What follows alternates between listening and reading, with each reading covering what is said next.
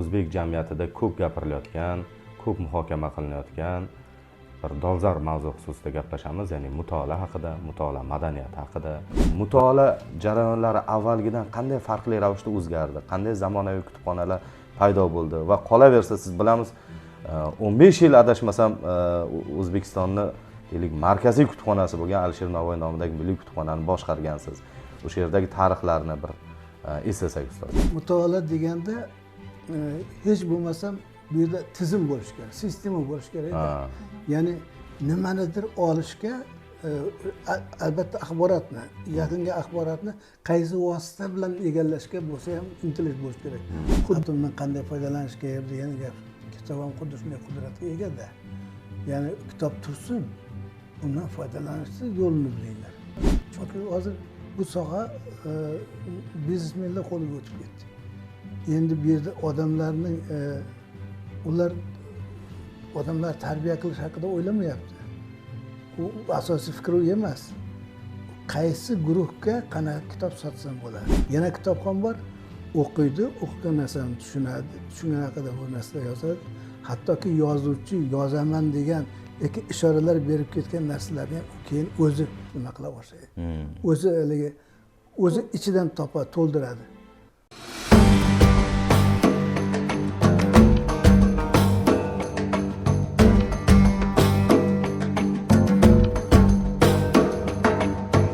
Assalomu alaykum, hurmatli barcha podkastni muxlislari, Sharq sayyorining obunachilari, bo'lajak obunachilari. Bugun juda o'zbek jamiyatida ko'p gapirilayotgan, ko'p muhokama qilinayotgan bir dolzarb mavzu xususida gaplashamiz, ya'ni mutolaa haqida, mutolaa madaniyati haqida va zamonaviy o'zbek jamiyatida mutolaa madaniyatining shakllanish tarixida, zamonaviy o'zbek kutubxonalarining shakllanish tarixi haqida gaplashamiz.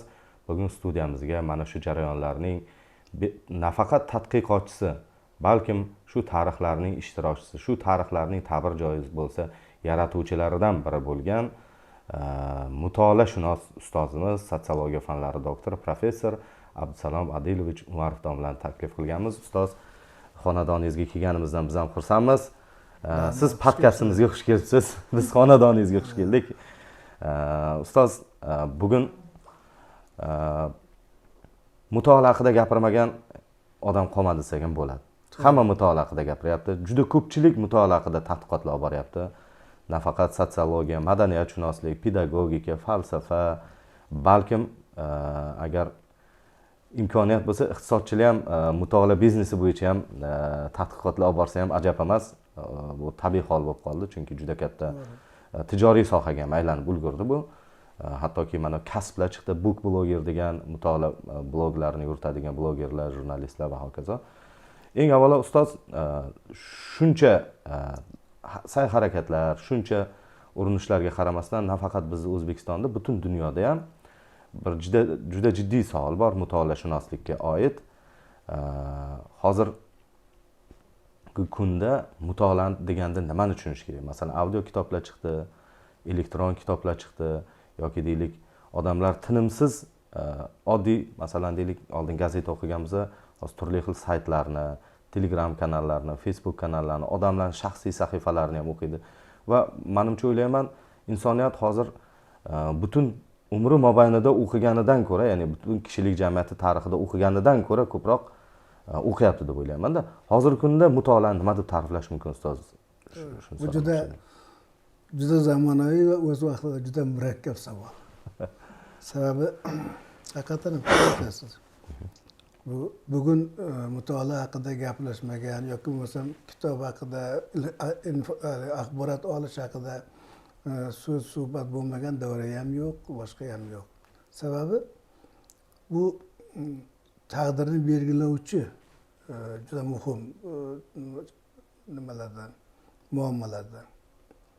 Endi mutolaa nima deb javob berish uchun avvalo o'sha mutolaaga sabab bo'luvchi narsalarni qilish kerak. Mutolaa degani arab tilidan olgan o'qish degan ma'noni bildiradi aslida. Lekin bugungi kunda faqatgina o'qish emas-da bu. Bir vaqtlar buni uchun mana shu axborot beradigan manbaning o'zini nima qilish kerak. Bir vaqtlar papirusga yozilgan kitoblar, To'g'ri. bir vaqtlar toshga yozilgan, bir vaqtlar loydan qilingan sopol parchalariga yozilgan kitoblar, nixatlarda yozilgan, bilasizlar uni. Undan keyin teriga yozilgan, pergamentga yozilgan. Undan keyin qog'ozga o'tdi, qog'oz ishtirok nima qildi. Ularning hammasi qo'lda yozilgan edi. Keyin mana Gutenberg tadqiqotidan keyin bu nima avtomatlashtirilgan, mashinalashtirilgan holatga o'tdi. Bosma kitoblar paydo bo'ldi. Mana lekin hammasidan nima mazmun ma'no shundaki, nimanidir o'qib, nimanidir o'shandan qandaydir informatsiyani, qandaydir ma'lumotni olish dastlabki ma'nosida. Bu o'qish chin ma'nodagi. Lekin endi inson o'zining aql idrokini rivojlantirish, ilmini oshirish, yangi narsalardan voqif bo'lish uchun ko'proq o'qish kerak. O'qishning turli xil bugungi kunda imkoniyatlari paydo bo'ldi. Texnik imkoniyatlari. Bu eshitish orqali axborotni olish, ko'rish orqali axborotni olish, tasvirlar bilan axborot olish va hokazo va hokazo. Nima imkoni bo'ladigan bo'lsa. Bu umuman olganda insonning bugun axborot olish imkoniyatlarini kengayishi, garchi o'sha o'qish degan nimamizga, shu istilohga biroz to'g'ri kelmasa ham, lekin umuman olganda mutolaa deb olish kerak bularni. Chunki mutolaaning muddaosi shu. Bilim hosil qilish. Ilm hosil qilish, ilm olish, tashqida boshqa bir manbadagi nimani, axborotni o'ziga singdirib olish masalasi. Shu ma'noda aytayotgan bo'lsak, uning hamma ko'rinishlari baribir mutolaa deb aytish kerak. Bu mutolaaning demak rang-barang imkoniyatlarini gapirib aytadi. Chunki qilinayotgan jarayonda umumiy maqsadga xizmat qiladi bu hammasi. Ya'ni maqsadiga ko'ra baribir axborot olish, bilim olishda baribir. Shu asosiy shuda. Masalan, deylik, oddiy shu hali elektron zamon, raqamli jamiyat kelmaganda ham oddiy telefon kitobchasidan foydalanish ham telefon raqamini topish maqsad bo'lgan. Baribir bitta ma'lumot olish ham, to'g'rimi? Endi ustoz, yana bir jihat, bir paradoksal, boya ham aytdim. Oldin umrida kitob o'qimagan, umuman o'qish bilan shug'ullanmagan odamlar ham hozir hech bo'lmasa Telegramda qarindoshining gapini o'qiydi-da, yoki Facebookda kimnidir men bugun falon joyga bordim degan yozuvni o'qiydi. Qandaydir olib qaraganda ustoz, bugun insoniyat hali foydasizni qo'yib turganimizda ham avvalgidan ko'ra ko'proq o'qiyotgandek tuyuladi-da menga. To'g'ri. Balkim o'qiyotgan narsalarimizni ko'pchiligi bir qandaydir chiqindi bo'lishi ham mumkin. Chiqindi axborot keraksiz, ikkilamchi axborot bo'lishi mumkin, lekin shunaqa tendensiya kuzatiladi. Endi ustoz, yana bir jihatga e'tibor qarataylik. Siz tarixdan boshladingiz, rostdan ham. Men sizni qadim tarixdan emas, keling zamonaviy o'zbek jamiyatini kitobxonlik, mutolaa madaniyati tarixidan boshlasak. Mana misol uchun 20-asrdan keyin bizda ham zamonaviy jamiyat boshlangan. Siz sotsiologsiz, agrar jamiyatdan keyin shu industrial zamonaviy jamiyat bizda ham 20-asrlarda taxminan boshlangan bo'lsa, shu paytlarga kelib bizda mutolaa jarayonlari avvalgidan qanday farqli ravishda o'zgardi? Qanday zamonaviy kutubxonalar paydo bo'ldi? Va qolaversa, siz bilamiz, 15 yil adashmasam O'zbekistonni deylik markaziy kutubxonasi bo'lgan Alisher Navoiy nomidagi milliy kutubxonani boshqargansiz. O'sha yerdagi tarixlarni bir eslasak ustoz. To'g'ri. Endi bu 20-asrdan boshlaydigan bo'lsak, bu mutolaaga munosabat, kitobga munosabat masalasini shu jadid bobolarimizning o'sha katta harakatidan, sa'y harakatidan uni aytish kerak, uni aytmasdan iloji yo'q. To'g'ri. Chunki mutolaadan maqsad, haligi o'zbekning gapi borki, osh yeyishdan maqsad go'sht yeyishdan. To'g'ri. Shu mutolaadan maqsad jamiyatni o'zgartirish. Odamlarni o'zgartirish. Odamlarni ongini, ruhini, o'zgartirish. Bu oson kechadigan narsa emas. Bilgan odam qanday harakat qiladi-yu, bilmagan odam qanday harakat qiladi. Bu yerda asosiy narsa shu. Bilim olish, ilmli bo'lish, buning orqasidan ilmni demak hayotga joriy etish orqasidan demak yangi jarayonlarga, yangi o'sha ijtimoiy muvaffaqiyatlarga erishish masalasi bo'lgan. Bu ozodlik bo'ladimi, milliy ozodlik bo'ladimi? Bu umuman islohotlarmi? Bu nimaning o'sha xalqning ma'rifatliligi va ma'rifatliligi orqasidan keladigan uning obro' e'tibori, xalqaro obro' e'tibori va hokazo. U obro' e'tiborining orqasidan keladigan har bir kishining ruhiyatiga singadigan iftixor tuyg'usi. Qarang, bir-biriga juda bog'lanib ketgan. Shuning uchun mutolaa masalasi o'sha insonning aql idrokini rivojlantirishga xizmat qilishi bilan hamisha dolzarb bo'lib kelaveradi. Bugungi kunda ham o'shaning uchun. Mana aytdingiz hozir o'sha turli gadjetlar orqali, boshqalar orqali, telefon orqali bo'lsa ham odamlar o'qiyapti degan. To'g'ri, axborot olishga intilish hamisha bo'lgan. Bitta shunaqada endi sezgilarimizdan o'sha bittasi mana shu bilan bog'liq. Demak, tashqi impulsni, tashqi axborotni olish orqali odam o'shanga reaksiya qiladi. Bu reaksiyani turli xil bo'lishi mumkin. Mana shuning uchun ham mana oladigan bo'lsak, shu gadjetlardan foydalanish, lekin bularni hammasini mutolaa deb qo'shib bo'lmaydi. Eng qizig'i shu. Mana shu joy, shuga kelishimiz kerak do'stlar. Chunki u nima uchun qo'shib bo'lmaydi? Sababiki mutolaa deganda hech bo'lmasam bu yerda tizim bo'lishi kerak, sistema bo'lishi kerak. Ya'ni nimanidir olishga albatta axborotni, yaqinga axborotni qaysi vosita bilan egallashga bo'lsa ham intilish bo'lishi kerak. Xuddi shu narsa mutolaa bo'lib hisoblanadi. Ya'ni maqsadli o'qishda, maqsadli o'qish. Nimagadir o'sha maqsadli axborot olish. Masalan, eshitib olyapsizmi, ko'rib olyapsizmi, boshqa bir sezgi organlaringiz orqali o'sha informatsiyani olyapsizmi? Baribir o'sha maqsadli nima olishni o'sha mutolaaga kiritish kerak. Uni hammasini, butun olingan xabarning hammasini demak mutolaaga kiritaversak, u bo'lmay qoladi. Tizimdan chiqib ketamiz.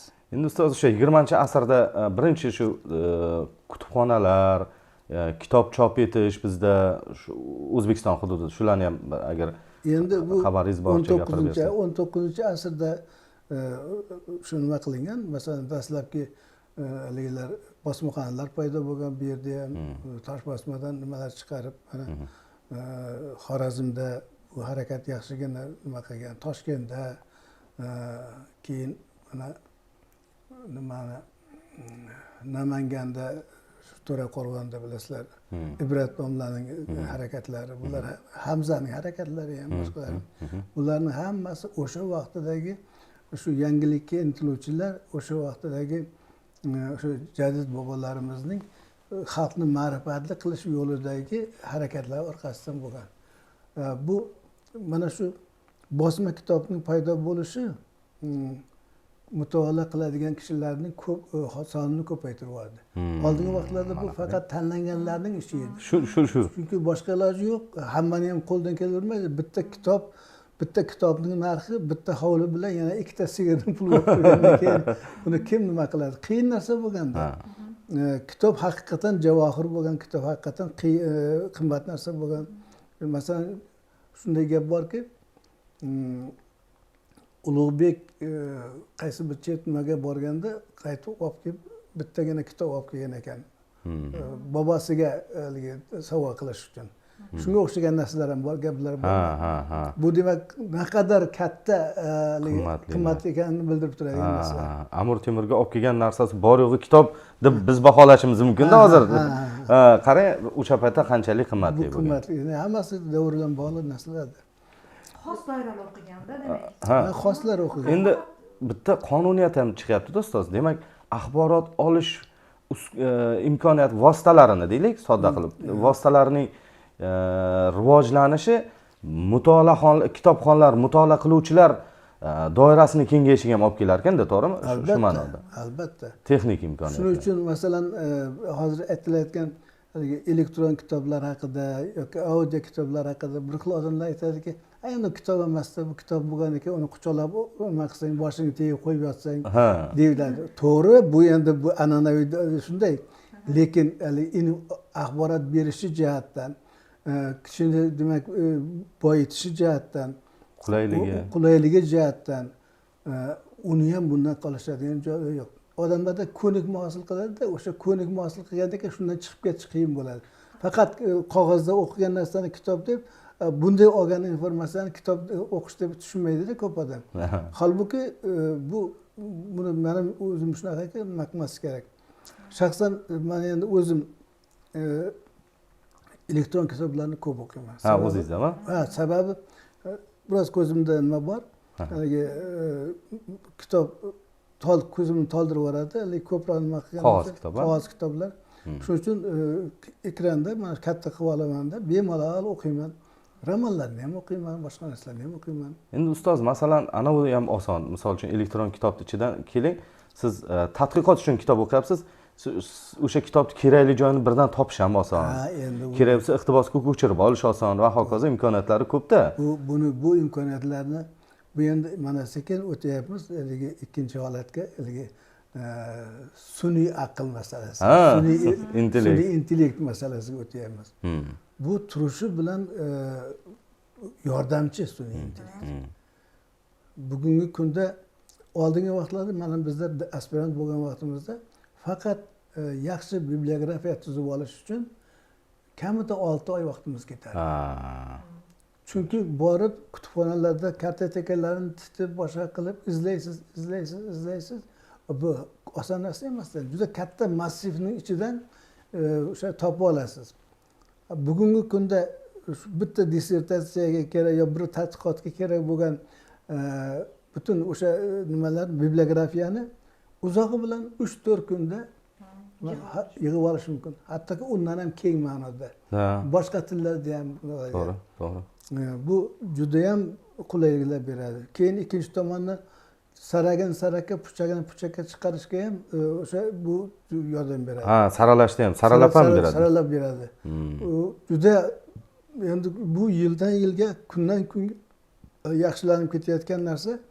Shuning uchun ham sun'iy aqlga, sun'iy intellektga bo'lgan talabning kattaligi va bu bugungi kun taraqqiyotini belgilab beradigan bir yordamchi vosita ekanligi uchun mana Trump shu nima qilsa ham bo'ladi.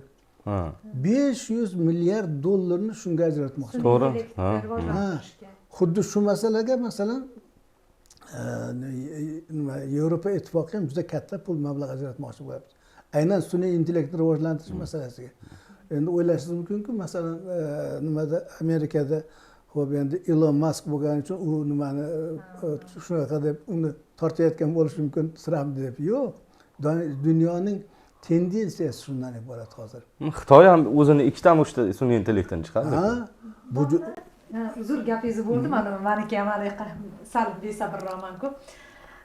Hozirgi ularni unda qanday baholaysiz? Ko'pchilik ba'zi bir ziyolilar mana kuzatsangiz sun'iy intellekt insonni nima deydi, ijod qilishdan to'sib qoladi, sun'iy intellekt biz inqirozimiz bo'ladi degan balandparvoz gaplar ham bor-da, uni qanaqa baholaysiz?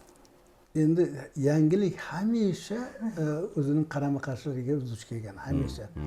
Hech zamonda yangilikni quchoq ochib kutib olinmaydi. U haligi aytiladi-ku, nima erkinlik, ozodlik berilmaydi, olinadi degan gap.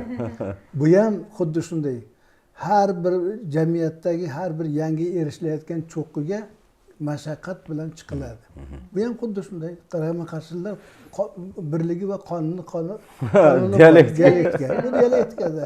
Shuning uchun bundan qochib qutulib bo'lmaydi. Bu ham ikkinchi bir tomoni bor. Masalan, sun'iy intellekt degandan keyin sun'iy intellekt ham xuddi shu mana yadro quroliga o'xshagan narsa-da. Xuddi shunday. Yadro quroli juda katta talafot keltiradigan qurol. Lekin ayni vaqtida butun dunyoni bir biridan cho'chitib ushlab turibdi hamda bu tomoni ham yoki o'sha atom energiyasidan qancha elektr qancha quvvatini berish mumkin bir hisobiga. endi buni tinchlik sari yo'naltirilsa boya aytganda atom energiyasi qancha o'zgarishlar yuribdi va hokazo qanchasi ishlar undan qo'llanilyapti. Xuddi shunday sun'iy intellekt ham xuddi shunga o'xshagan narsa. Uni qaysi nimada qaysi maqsad bilan foydalanishga bog'liq. Bu endi insonning o'zining qay darajada kamolatiga bog'liqda, komilligiga bog'liq. U adolatlimi, yaxshi tarbiyalanganmi, o'zbekcha qilib aytganda xudoni biladimi? Shunday bir nimalariga ham bog'liqda.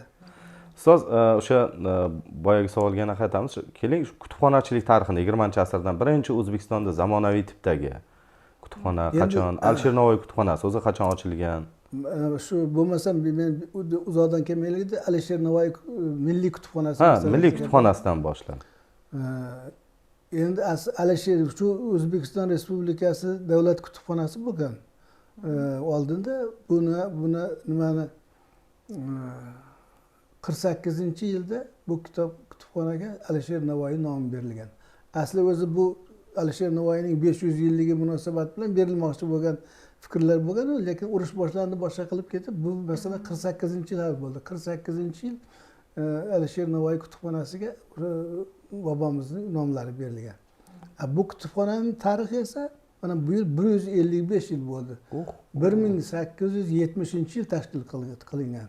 Uni kimlar tashkil qilgan ustoz? Buni endi o'sha vaqtida general gubernatorlik tomonidan nima qilingan, asosan bu Yevropa tipidagi kutubxona bo'lgan. Bu shunday tashkil qilingan, lekin shu keyinchalik takomillashib uzoq davrni bosib o'tdi. Mana uni binosi o'sha birinchi tashkil qilingan paytda qayerlarda bo'lgan, qanday ko'chgan binolari masalan? Bu binolar juda ko'p joyga ko'chgan endi. U narsani hozir alohida, buni o'zi alohida tarix. Hattoki mana men bilaman shu yerda direktor bo'lib 97-yildan ishlay boshlagan bo'lsa, 1997-yildan. O'sha vaqtda ham bino oldin 2 ta binoda edik, keyin 3 ta binoga ko'chdik. Juda ko'p ko'childi. Bu shu keyingi vaqtdagi nimaning o'zi ham. Endi Alisher Navoiy nomidagi mana milliy kutubxona bo'lish tarixi ham qiziq. Milliy kutubxona emas edi oldin, respublikaning eng katta kutubxonasi va bu madaniyat ishlari vazirligi tasarrufidagi kutubxona edi. O'sha vaqtida mana shu madaniyat ishlari vazirligi tasarrufida faqat milliy kutubxona emas, faqat shu davlat kutubxonasi emas, balki viloyatlarning kutubxonalari, keyin tuman kutubxonalarining juda ko'p tarmoqlari bor edi. Salkam 600 mingga yaqin kutubxona tarmoqlari bilan 6 mingga yaqin kutubxona bor edi shu vaqt. Faqat mana madaniyat vazirligining tasarrufida. Keyinchalik o'sha 2002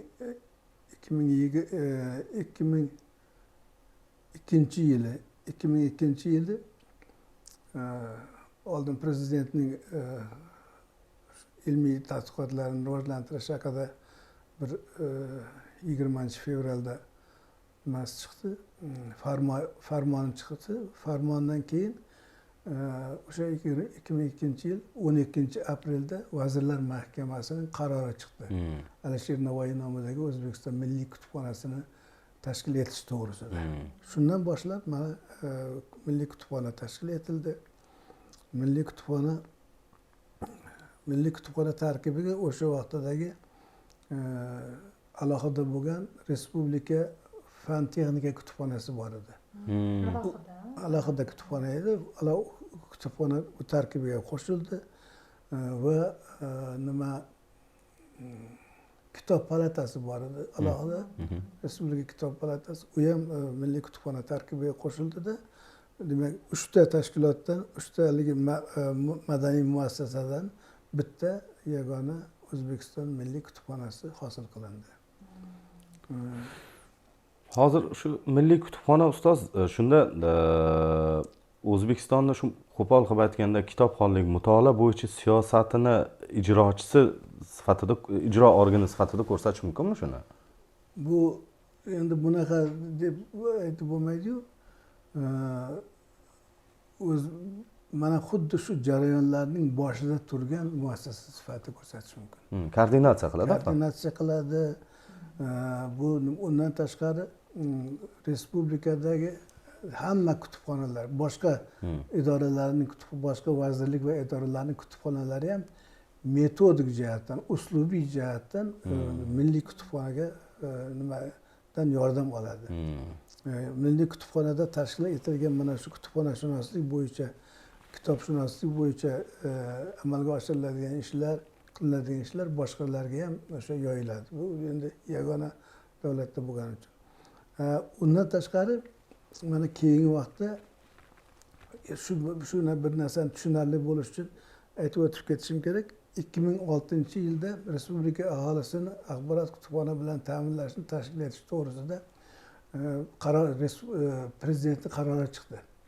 Ana shu bilan juda ham katta bir islohot amalga oshirildi. Bu islohot Madaniyat ishlari vazirligi tasarrufidagi boyagi 6000 ga yaqin kutubxonani boshqa vazirlik va idoralarga tarqatib yuborish tasarrufiga va nimani shu yo'l bilan shu mutolaani jonlantirish, kitobxonlikni jonlantirish, kutubxonachilikni sal nima tizimga qo'yish bir niyat bor edi, shunday qilindi. Lekin ochig'ini aytish kerak, bu niyat o'zini uncha oqlamadi. Yaxshi niyat edi. Masalan qaranglar. 14 ta viloyat kutubxonalarini ilmiy universal kutubxona deyiladi o'sha oldin vaqtlarda. O'sha viloyat kutubxonalarini Toshkent shahri va Qoraqalpog'istonda ham aytyapman, 14 ta deb hududlar kutubxonasini o'sha vaqtdagi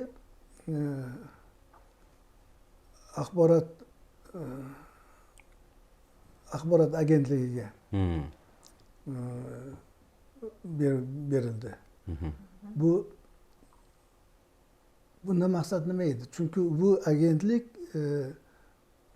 imkoniyatlari o'sha kompyuterdan ishlatish, boshqa qilish uchun imkoniyatlari ko'p edi va kutubxona jarayonlarini avtomatlashtirish, kompyuterlashtirish, yangi informatsion, yangi axborot texnologiyalarini kutubxona jarayonlariga joriy etish masalasida xuddi shu ish qilinadi. ARMlar, ARM degani axborot resurs markazi degani. Bu axborot kutubxona markazlari deb aytildi. Ular axborot kutubxona markazlari deb o'sha 14 ta nima tashkil qilindi. Bular demak respublika axborot aloqa agentligiga, aloqa va axborot agentligiga berildi. Nima undan keyin qolgan kutubxonalar esa oliy ta'lim va qisman xalq ta'lim vazirligi tasarrufiga berilib, ularda axborot resurs markazlari deyildi. Bular degan gap, demak mana universitetlar, institutlar shularga hammasiga nima qilindida, berildida. Maktablarga qisman maktablarga deyarli berilmadi. Nimalarga ba'zi bir kollejlarga berildida. Natijada shu juda ko'p tarmoqli Madaniyat vazirligiga kiradigan juda ko'p kitoblar, ko'p kutubxonalar yopilib, ularning fondlari shularga o'tkazib yuborildi. Juda qisqarib ketdi. Juda katta qisqarish bo'ldi. Natijada endi nimalar bu tumanlarda, tuman markazlarida ommaviy kutubxona qolmadi. Shu eng katta og'riq. Endi qiziq bir narsa bor ediki, o'sha qarorda bir punkt bor edi, bitta band bor edi. Bu band mana shu o'sha maktablar bo'ladimi, kollejlarmi, universitet, institutlarmi, shularga qo'shilgan mana bu fondlardan foydalanish uchun, aholining foydalanishi uchun imkoniyat yaratib berilsin degan bandi bor edi. Lekin keyin o'sha vaqtida bu har xil nimaga idoraga o'tib ketdi, har xil bular o'zlarining yo'riqnomalarini chiqardiki, yo'q, tashqaridan odam qo'ymaysan, boshqa qilmaysan deb. Faqat o'sha kollejni talabalari, o'qituvchilari yoki bo'lmasa institut talaba o'qituvchilari foydalanadi, aholi foydalanmaydigan bo'lib qoldi. Natijada bir qiziq jarayon kechdiki, mana yosh bolalarni ko'pincha yetaklab, bobolar, buvilar yetaklab borib kutubxonaga olib borib o'qitadi, o'rgatadi-da. Chunki ular bekor, pensiyada, ziyoli nimalar ko'p endi shunaqa odamlarimiz. Ana xuddi shu yerda mana nima uzildi, ip uzildi shu yerda, aloqa uzildi. Natijada bolalar bilan, yoshlar, kichik yoshdagi bolalar bilan, hali kutubxonaga borib ko'nikmas hosil qilmagan bolalar bilan bolalarning kitobga bo'lgan intilishi shu yerda unmay qolib qoldi. Hamma oilalar ham chiqqan kitoblarni boshqalarini tezroq sotib olib berish imkoniyati ham yo'q. Keyin unaqa endi imkoniyati yo'q-da. Ayniqsa chekka qishloqlarda masalan. Ularda umuman imkoniyati yo'q. Ustoz, men bir qiziq voqeani esga soldingiz. Men maktabda o'qiyotgan paytimda Qarshini 2700 yilligi bo'lgan edi-da. Shu Qarshini 2700 yillik bo'lganda hamma baribir bir munosabat bildiradi-ku. Bizning maktabda ham aytildi, faol o'quvchilar bo'lsa, endi o'quvchi darajasida bir maqolalar yozinglar, Qarshi tarix haqida boshqa deyildi. Shunda maktabimiz kutubxonasidan material chiqmasdan esimda-da, shu Qashqadaryo viloyatida Saido Nasafiy nomidagi markaziy kutubxonasidan borib men ma'lumot topgan edim Qarshi tarixi haqida-da va domlalarimiz o'sha kutubxonaga olib borib turishardi. Biz Ko'zojlar kutubxonasidan tashqari alohida kutubxona bor edi. Juda boy edi-da. Hozir shu kutubxonalar bormi, yo'qmi aytganingizdek, keyin yana ayniqsa masalan sizning avlod yoki bizning ota-onalarimizdan ham eshitamiz yoki ba'zida xotiralarni o'qib qolamiz, yozishadi. Qishloq kutubxonasida yoki tuman kutubxonasida men o'qimagan kitob qolmagan edi degan ziyolilarning gapi bor. Mana yaqinda ustozimiz Hamidullo Boltaboyevdan ham intervyu olgan edik-da. Ularning hayotlari, Milliy universitet haqida olgan edik. U kishi aytdilar shu gapni. Men o'sha Andijonda tuman kutubxonasida men o'qimagan kitob qolmadi. Birinchi maktabnikini tugatdim, keyin tumannikini tugatdim, keyin viloyatga o'tdim deb aytib berdilar-da. Yo'q, bu qanaqadir bizga kulgili tuyuladi. Juda katta bir an'anani yo'qotib qo'ygan ekanmiz-da o'sha yillarda. Kutubxona mutolaa madaniyati bo'yicha. Aholi foydalana olmasi haqiqatda ham uzilish paydo bo'lgan ekan. Uzilish paydo bo'ldi. Endi qizig'i shundaki, bu narsani keyingi vaqtda qisman tuzatildi. Qisman deganim shundaki, o'sha tumanlarda markazida ommaviy kutubxonalar qolmaganligi uchun 19-yilda prezidentning qarori chiqdi. Qaror bo'yicha hamma tumanlarda va shaharlarda shu axborot kutubxona markazlari tashkil etish haqida. Bunga shu ma'lum darajada oldingi olingan fondlardan ham qaytariladi, boshqa qilinadi. Keyin mana oldin aloqa axborotlashtirish vazirligiga hozir vazirlikku o'sha vaqtlarda agentlik bo'lgan, agentlikka berib yuborilgan boyagi 14 ta hudud kutubxonalari bor-ku. Ularni ham qaytarganda qayerga? Endi O'zbekiston Milliy kutubxonasining tasarrufiga qaytarish. Ular hozir bitta tizimga aylandi. Milliy kutubxona bosh, 14 ta viloyat kutubxonalari yonbosh, undan tashqari yana 186 ta hamma tuman shaharlarda alohida kutubxonalar, ular xuddi shu tizimda hozir. Demak, 200 ta axborot kutubxona markazlari va milliy kutubxona uning tepasida turibdi. Endi bu sohada tizim paydo bo'ldi, bir-birini tushunish paydo bo'ldi. Boyagi siz aytgan Saido Nasafiy haqida nomidagi Qashqadaryodagi kutubxona ham ishlayapti. Ishlayotganda jonlandi, ishlayapti hozir. Va eng muhimi bitta tizimga bular tortildi hozir. Demak, o'sha tepadan pastgacha bo'ladigan narsa. Endi anaqa bo'libdi-da, rostdan ham unda o'ylab qarasak, Madaniyat vazirligi desak ham, axborot AKT vazirligi deydigan bo'lsak ham, ularning birlamchi vazifasi mutolaa emasda, milliy kutubxonani shuni tizim qilib milliy kutubxonaga yuklanishi kutubxonani bosh vazifasi mutolaada. Bevosita shu davlatning shu sohadagi siyosatini bevosita shu masala bilan shug'ullanadigan tashkilot koordinatsiya qiladigan bo'libdi-da, muvofiqlashtiradigan. To'g'ri. Endi ustoz, yana bitta jihat gaplaringizdan kelib chiqadi. Shu jarayonlarda biz juda ko'plab kitoblarni yo'qotmadikmi? Albatta yo'qotdik. Endi bu ham alohida gap. Shu haligi salla desang, salla olib kelasang, kallani olib keladi degan gap bor-ku xalqimizda. Xuddi shunday bir vaqtda shunday bo'ldiki, qaysi nimada kitobni yuzida Lenin bo'lsa, ichida bir Stalin bo'lsa, qaysi bir nimada SSR deb yozilgan bo'lsa, Sovet deb yozilgan bo'lsa, shunga qarshi qirg'in boshlanib ketdi.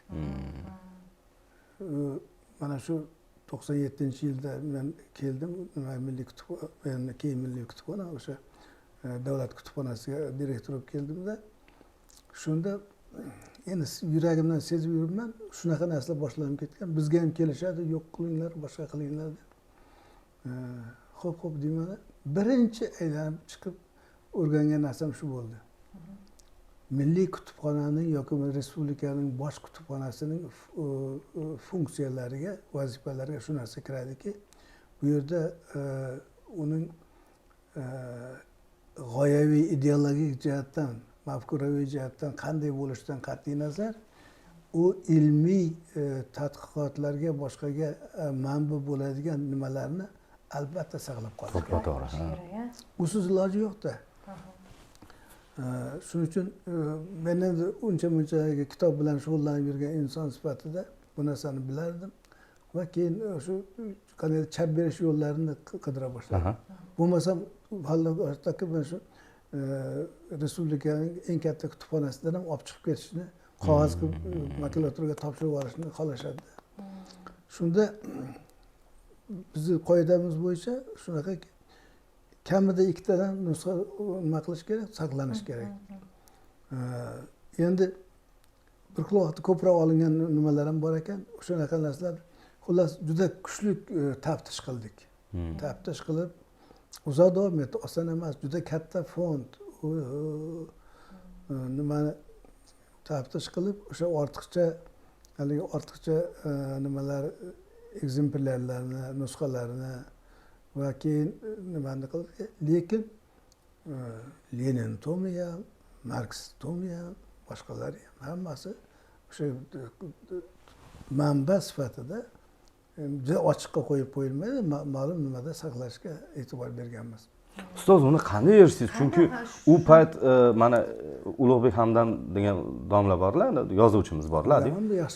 Shu Ulug'bek Hamdam bilan suhbat qilganimizda To'rt ko'cha degan kitoblarda shu masalani badiiy shaklda ko'targanlar, suhbat qildik u kishi bilan.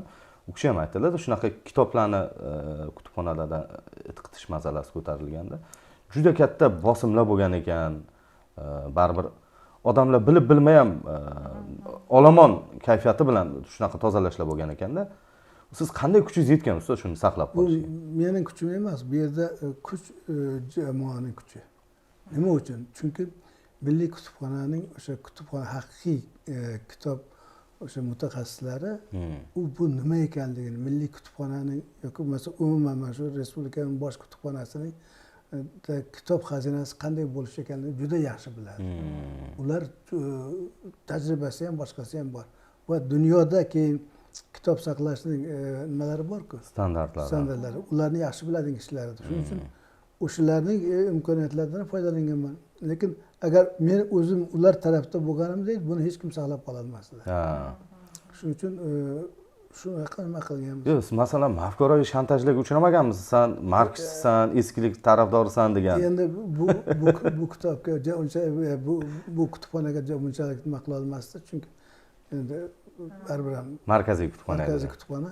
Keyin bu narsani bo'lgan, men o'zim ko'p haligi guvoh bo'lganman. O'zbek Sovet ensiklopediyasi degan kitob chiqqan edi 14 yildan. O'zim o'sha yerda 10 yil ishlaganman. ham muallif sifatida, ham tarjimon sifatida, ham muharrir sifatida ishlaganman. Juda jonim achiydi. Mana o'zimda ham hatto hammasi to'liq emas shularning. Shu sovet degan so'zi bor uchun shu kitoblar ham o'sha nimaga makulaturaga kirib ketganda ensiklopediyalar ham.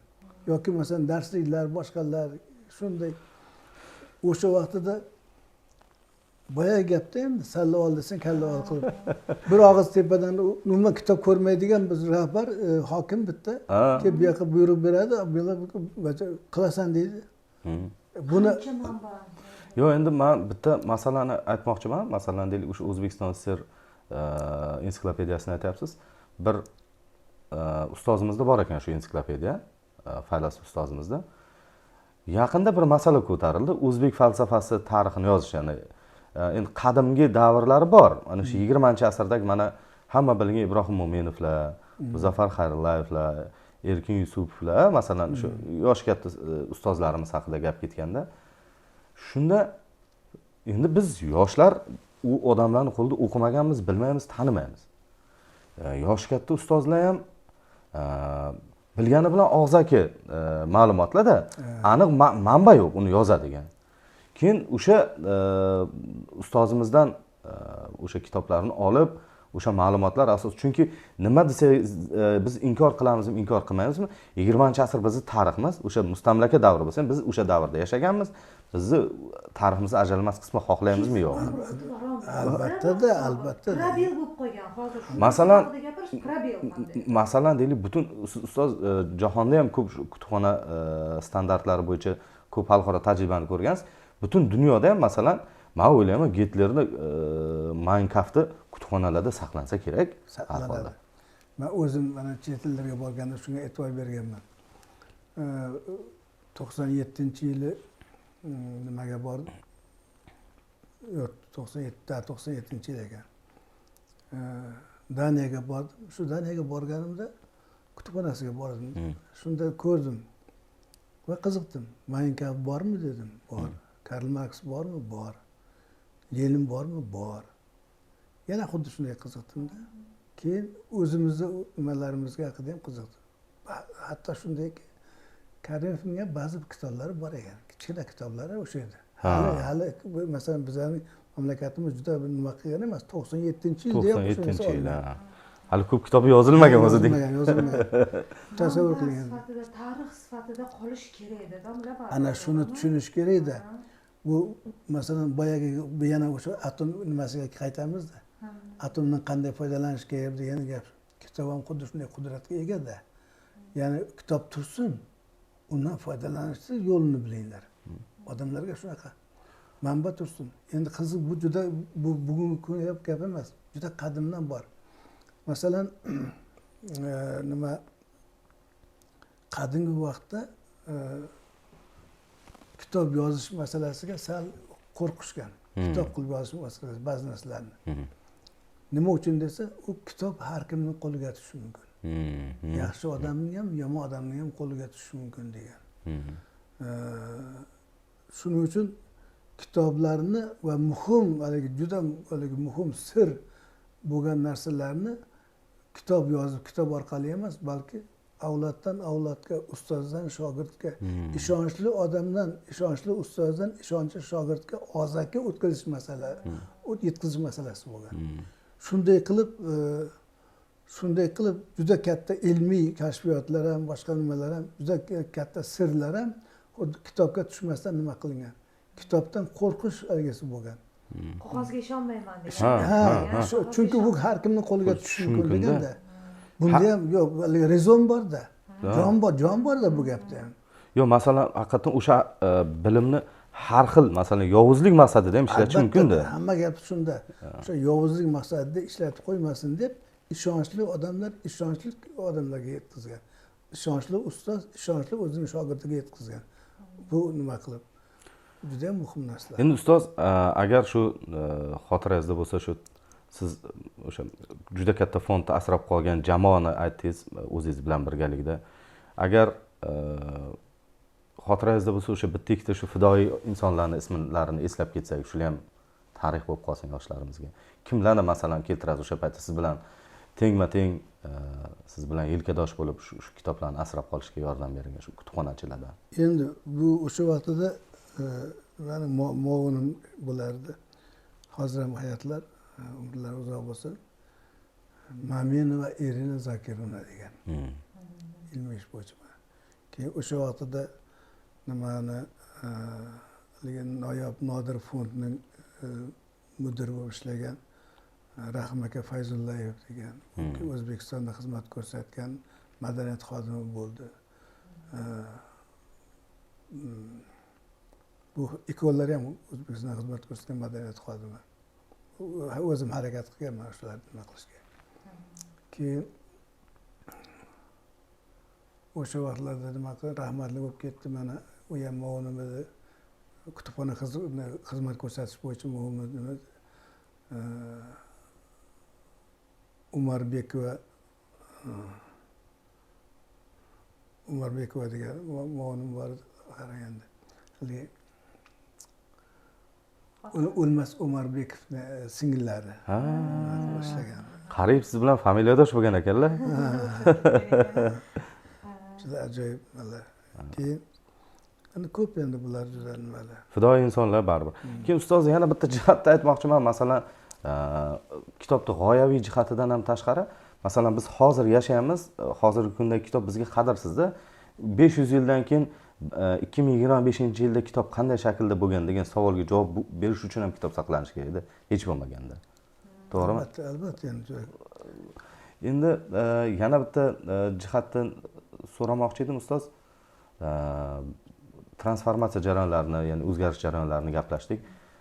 Bu jarayonlar ayniqsa siz bilan biz gaplashgan jarayonlar 90-yillar, og'ir yillarga to'g'ri kelgan. Faqat bizning respublikamiz o'zi butun dunyoda ham baribir notekis davrlar bo'lgan. Ikkita qutb parchalanib ketgan, Sovet davlati yo'q, 15 ta respublikaning o'z ahvoli og'ir davr bo'lgan. Keling, shu siz bizga Sovet davridagi kitobxonni qiyofasi qanaqa edi? 90-2000-yillarning qiyofasi qanday edi? Agar ma'qul ko'rsangiz hozirgisini ham aytishingiz mumkin. Endi sizni tasavvuringizda endi kuzatishlaringiz. Yo'q, masalan bu men uchun qiyin emas, sababi o'sha davrning kitobxonlaridan bittasi o'zimman. To'g'ri. O'zim ham xuddi boya hozir eslatdingiz-ku, Hamidulla Boltaboyevni boshqalarni. Bu deyarli bir xil kechgan nimalarimiz. Men ham shu maktabimizda endi rayon kutubxonasi, rayon bizda juda uzoq 100 kilometr uzoq deydi, rayon markazi. Uzoq Toqishada katta bo'lganmiz, Samarqandni Qo'shrabot rayon. Qo'shrabot o'zi rayon emas edi. Nurota rayoni bizada. Nurota bizning uyimizga 110 kilometr edi. Shuning uchun u yoqqa bora olmasdik. Lekin nima o'sha maktab kutubxonasidagi hamma kitoblarni o'qiydigan kitoblarni endi o'qib chiqqanmiz, nima xuddi shunaqa. U yerda ochig'ini aytish kerak, Sovet nimasi davrida birinchidan kitoblarning o'zi boshida saralanardi. Bu yerda aniq mafkuraviy saralanish bo'lgan. Odamlar haligi o'sha ularning nimasiga, yo'liga, yo'nalishiga tushmaydigan kitoblarning o'zi kutubxonada bo'lmagan birinchi navbatda. Kitobxonlik didi shakllantirilganda davlat tomonidan. O'sha bu nima qilinganda. Chunki haligi qattiq mafkuraviy siyosat kechadigan nimalar tizimlarda shunaqa bo'ladi. Ularda past odamlarga xohlaganini tanlay deb qo'ymaydi, o'zlarini tanlab yuboradi. Nima yeyishing, mana shuni yeysan deb. Xuddi shunaqa bo'ladi. Shuning uchun kelgan kitoblar birinchidan shunaqa tanlovdan o'tgan kitoblar chiqarilgan, tarqatilgan. Ikkinchidan o'sha vaqtida kitobga bo'lgan kitobxo'rlik qo'pol qilib aytganda juda baland edi. Nima uchun? Nima uchun? Chunki bizda televideniya ham yo'q edi. Radio bor edi. Radio undan tashqari haligi juda kam manbalardan bittasi, tashqaridan axborot oladigan manbalardan bittasi mana shu kitob edi. Shuning uchun kimki bunga shinavanda bo'lsa kitobni qo'ldan qo'ymas edi. Shinavanda bo'lmaganlar o'sha vaqtda ham o'qimagan. Ha. Endi masalan meni Shinavanda bo'lishimga otam sababchi bo'lganlar. Rahmatlik. U kishi oliy ma'lumotli emas, boshqa emas, o'rta ma'lumotli edilar. O'rta ma'lumotni ham keyin olganlar, urushlardan keyin urush qatnashchisi. Lekin qandaydir kitobga mehrli odam edilar. Brigadirov ishlardilar. O'sha vaqtida savxoz bo'lgan, savxozning bo'limida ham kutubxona bo'lgan. Ularda ham kattalar uchun mo'ljallangan romanlar boshqa narsa bo'lgan. Bizning milliy nimada maktab kutubxonasida ko'proq yoshlar uchun, bolalar uchun mo'ljallangan kitoblar bor. U bizning kutubxonadagidan ko'ra ularning nimasi fondi boyroq edi, nima qiziq edi. Shuning uchun otam nimadir kitob olib kelardi-da, o'qib boshlayotganini bilardim. Otam o'qib tugatmasdan, olib borib topshirmasdan oldin shu kitobni o'qib tugatardi. Uning uchun demak otam doim ham uyda bo'lmaydi-ku. O'sha uyda bo'lgan vaqtlarida qandaydir yo'lni qilardim-da endi. Shunaqa qilib nima qilganman. Uning uchun boshida qiziq bo'lgan, qanaqa kitob o'rgatganlar meni. Men juda yoshimdan juda 3 yosh kichkina, 2 yosh, 3 yosh kichkina bo'lib borganman maktabga. Opam bilan borgan, opam maktabga borganda orqasidan yig'ilib qolmaganman, keyin "Voy qo'yaversin" deb qo'ygan. Ular borganman. Opam ham 54-yil borganlar maktabga, men ham 54-yil borganman. Ertaroq borgansiz? Bir 4,5 yosh bo'lganman-da, to'liq 5 yosh ham bo'lmaganman. O'sha keyin endi yoshim kichkina bo'lgani uchun otam boshqa tog' qishlog'idan, Buloq degan qishloqdan pastki qishloqqa ko'chibdi, Robot degan qishloqqa ko'chib tushdik-da. Bu 58-yilga. Otam bu hali yosh shu bahonada maktabga, yangi maktabga yuborib turib tursam, keyin qolib ketadi, domlalarga aytaman degan, ma'lumlarga degan. Shunaqa qilib xullas opam borib o'qiyapti. Men bormaganimga xursandman, yuribman. Yangi bolalar tanimayman-ku. Dedim yo'q, janjal qilmayman. 1,5 oy, 2 oylar o'tib ketdi. Shu oralda otam nima qilib o'zbek xalq ertaklari degan shu kitob olib keldi. Kattagina kitob, shunaqa rangli, shunaqa bir chiroyli, katta-katta yozilgan dona-dona qilib o'shani o'qib o'rgandim. Shunaqa endi ertaklarki Uchoqayni Botir deysizmi, Botirlar deysizmi, Muqbil Tashaddar deysizmi, boshqa o'qiyman. Rangli. Keyin sezib qoldim. Podvoxi bor ekanligini. Maktabga bordim keyin opam bilan birga. Maktabimiz ham 3,5 kilometr edi, o'sha yerga borsam, sen endi ancha qoldirib ketding, maktab darsini o'zlashtira olmaysan, qolasan degan. Yig'lab, janjal qildim. Bo'lmadi. Xullas otam aytgan reja amalga oshdi. Men o'sha yil maktabda sinfda qoldim. 5-sinfda 2 yil o'qidim. Lekin orttirgan foydam shu bo'ldiki, kitobni yaxshi ko'rib qoldim. Nima deydi? Bir nima mani, kitob mani yo'q, men kitobga o'tirib qoldim deysiz. Bibliya mani. Shunaqa bo'ldi. Bibliya mani. Yana ikkinchi tomoni bu narsa keyin meni yaxshi o'qishimga sabab bo'ldi. Demak, xotiram yaxshi ekan shekilli. O'qituvchimiz keladida, biz muallim derdik. Muallim keladida yangi nimani ochsa, boshlasa mavzuni. Mavzuni men bilaman.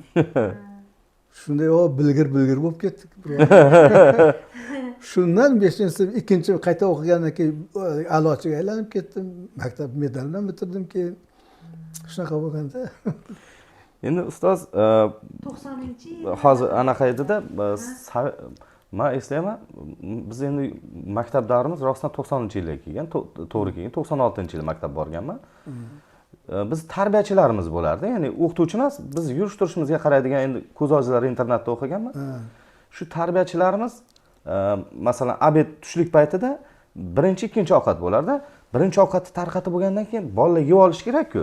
O'sha paytda ham qo'lida kitob o'qib, badiiy kitob o'qib o'tiradigan tarbiyachilarimiz bo'lardi, eslayman. Yosh katta ustozlar, opalar, akalar bo'lardi. Kitob o'qib o'tirardi.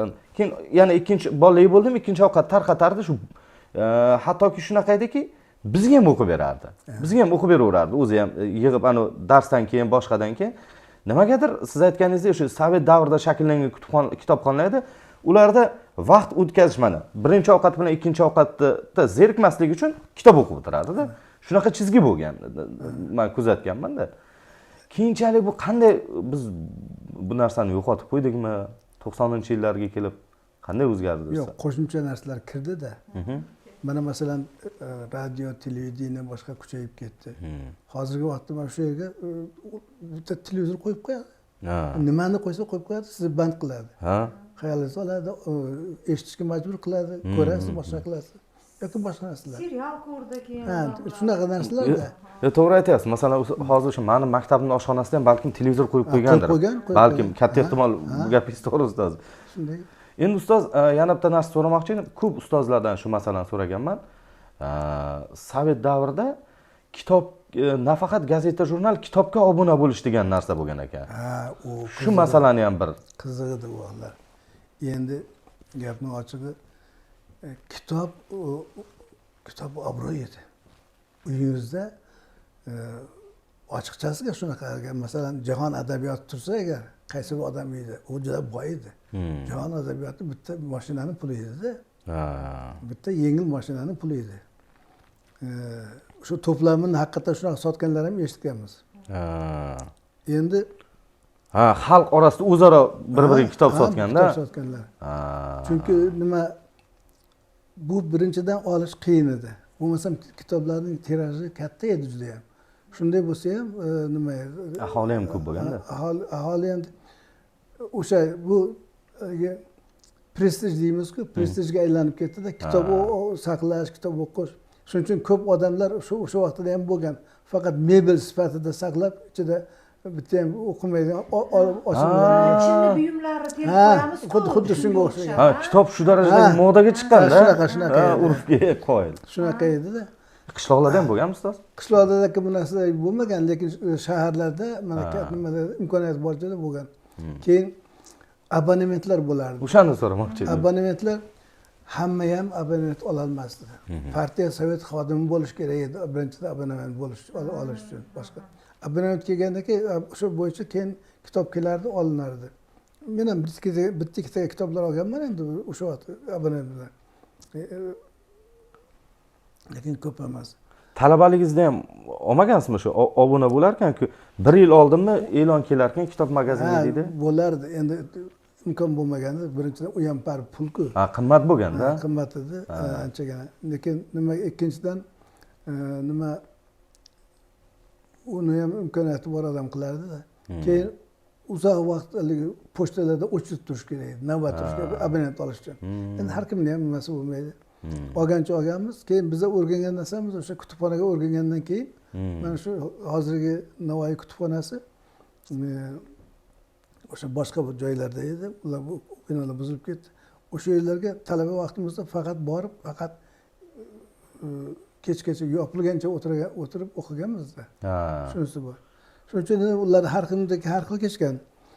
Lekin bu o'sha vaqtda mana shunaqa edi. Abonementlar olib, abonent bo'yicha nima qilib kitob olinardi. Nimachi ustoz?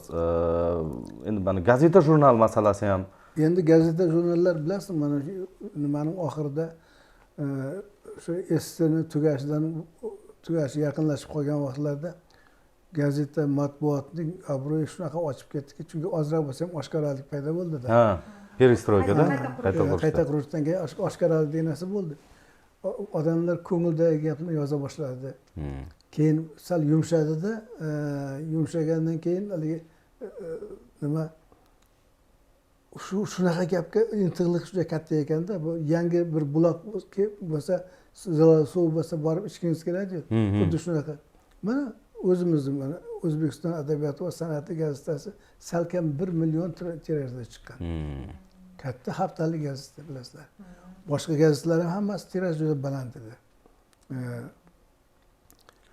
Ustoz endi keyin o'sha nimada haq to'g'ri so'zni aytishga, to'g'ri so'zni eshitishga odamlarda ehtiyoj baland bo'lgan. Shuning uchun ham bularning obro'yi oshib ketdi shu vaqtlarda. Ana u bo'lgan ekanda ustoz, masalan, hozir deylik, hamma bloger ko'ryapti-ku, baribir 2017-yilgacha bo'lgan davrda nisbatan axborot siyosatida biz yopiqlik edi-da baribir. Yopiqlik bor edi, to'g'ri. Hozir masalan prezident ham ko'p aytyaptilar, men axborot yopmayman, internet yopmayman, blogerni to'xtatmayman deyaptilar. Endi shu uchun ham qandaydir ma'noda ancha yopiqlikdan keyin ochilgani uchun ham balkim odamlar maza bemaza bo'lsa ham bloger ko'rib ketdimi deymanda ba'zi. Xuddi o'sha perestroykani qonuniyati bu yerda ham namoyon bo'lganday tuyuladi-da. bu yoqda gazeta jurnal bo'lgan bo'lsa, bu yoqda endi hali blogerlik kuchayib ketdi-da. Ko'ryapsizlarmi? Demak, bo'sh joy bo'lmas ekanda. Ha. Bo'sh joy bo'lsa, darrov bu nima bilan to'ldirilar ekanda. Bu jamiyat o'zi, ijtimoiy hayotning o'zi shunaqa ekanda. Bu demak odamlar shunga nima keyin o'shanga ergashib ketadi. Keyin ikkinchi tomoni borki, bu narsalarni, kitobni ham, umuman axborotni tanlab olish uchun odamning o'zida ichki bir mezon bo'lishi kerak va ichki madaniyat bo'lishi kerak. Mana vaqtim shuncha ko'p emaski, har narsani nima qilib tashlaydigan, o'qib tashlaydigan yo har narsani oladigan degan bo'lishi kerakda. O'zi farosat bilan tanlab olib o'qish kerak, tanlab olib nima qilish kerak. Bu endi axborotni olish kerak. Bu endi hammaning ham qo'ldan kelmaydi. To'g'ri. Hamma ham bu darajada nima emas. Ochig'i o'zimiz ham ba'zan shu qaramasdan turib berilib ketib, bir ko'rsangiz biridan keyin ikkinchisi, biridan keyin ikkinchisi bir narsa o'tib ketasiz. Sehrlanib qolasiz unaqa. Ko'rib o'sha halbuki bu eng yomon narsa. Bu haligi Navoiyda eng zo'r aytib qo'yilgan-ku, haligi oldiga qo'yganni yemak, hayvonning ishi, og'ziga kelgan demak, nodonning ishi deb. Bu juda ham o'sha vaqtda aytib qo'yilgan narsa. Bugun ham o'sha nima qiladi. Hamma narsa ham oldingizga qo'yildi deb yemang. Bu ma'naviy narsami, u moddiy narsami ahamiyati yo'q. Buni tanlang. Sizni vaqtingiz, imkoniyatingiz boshqa juda ko'p emaski, buni hammasini unday birdan vaqt tashlaydigan. Afsuski, bu juda murakkab narsa, qiyin narsa. Buni o'zini xuddi shu kitobxonlikni o'zini tarbiyalash kerak. O'sha didni tarbiyalash kerak. Did masalasi juda ham oson narsa emas. Shu 90-yillarning inqirozlari fonida umuman kutubxona sohasi yoki kitobxon qiyofasi qanday o'zgardi ustoz? Shu chizgilarni ham baribir ko'rishimiz kerak. Endi ochig'i bir narsada mana shu yaxshi bo'ldi, ijtimoiy hayotda katta o'zgarishlar bo'ldi. Usiz ko'p narsaga nima qilib bo'lmaydi, lekin yo'qotishlar bilan bo'lar ekanda. Haligi fizikaning qonuni bor-ku, ishdan yutsang, vaqtdan yutqizasan, vaqtdan yutsang, ishdan yutqizasan degan. Shu bir tomon baribir pasangasi, bir tomonga ketib qolar ekan shekilli. Shu nimani o'sha vaqtlarda haqiqatan qiyin bo'ldi. U bejiz boyagi 2006-yildagi qaror bejiz chiqmadi. Bu sohani nima qilish kerak, o'zgartirish kerak, tuzatish kerak degan fikr bekorga paydo bo'lmadi. Sababki 10 yillar mobaynida kutubxonalar, ommaviy kutubxonalar, o'sha boya aytgandek kolxoz sovxozlarning kutubxonalari bular hammasi talon-taroj bo'ldi, yopildi, ishlamadi. Chunki sistema buzildi, tizim buzildi. Uni to'ldirib turadigan nimasi, manbasi yo'qoldi. Oldingi bular hammasi endi izga qo'yilgan nima ediki? Bip kollektorlar degan nima tashkilot bo'ladi, bip kollektor tomonidan tizimli ravishda o'sha majburiy nima keladigan kitoblar bor edi. Chunki bu umum SSRning, umuman Sovet siyosatining umum siyosatining bir bo'lagi edi. Ustuvor yo'nalishi bo'lganda. Kitoblar tarqatish, maktablarga, hattoki mana shu xo'jaliklarga ham o'sha kutubxonalarga kitoblar tarqatish hammasi davlatniki edi. Davlatning siyosati, siyosatni yurgizish uchun qilingan narsalar edi. Undan keyin xususiylashgandan keyin bular hammasi zanjir uzildi va natijada nimalar yo'q. Keladigan ular fond to'ldirilmaydi, yangi narsalar olinmaydi, eskilar qolib ketdi. O'z-o'zidan shu yerda